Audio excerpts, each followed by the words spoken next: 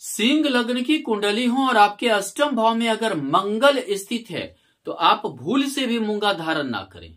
यानी कि एक तो मांगलिक कुंडली है, आपका वैवाहिक जीवन बर्बाद करेगा, आपका घर द्वार से तोड़वा देगा। द्वितीय भाव पे दृष्टि है, घर द्वार परिवार दोस्त इत्यादि से जो है तोड़वा देगा। मंगल थोड़ा कटु वाणी बना देता है, यानी आपको अपनी ही वाणी से दुख पहुंचाएगा।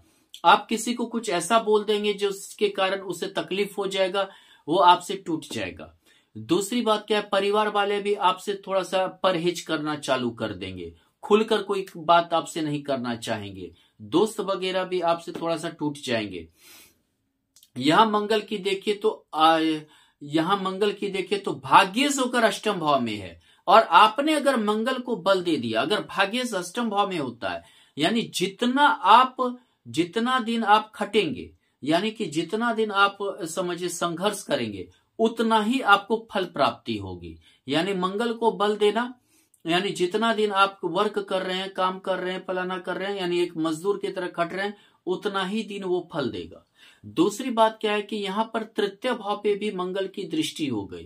तृतीय भाव यानी चतुर्थेश मंगल है और वो तृतीय भाव पे, यानी आपको हमेशा घर से दूर ही रहेगा, आप रह सकते हैं, या आपको अपनी ही संपत्ति का भोग नहीं होने देगा, आपका कमाया हुआ अचल संपत्ति का यहाँ भोग नहीं होने देगा। इसी के लिए अगर आप मूंगा धारण करते हैं तो समझिए कि आपने जो संपत्ति कमाई है उसका भोग आप नहीं कर पाएंगे, यानी कि किसी न किसी विधि से आपको दिक्कत होगी।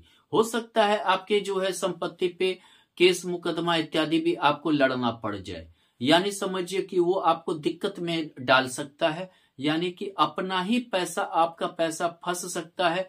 कहीं आप इनलीगल संपत्ति ले लिए, कहीं हो सकता है कि आपको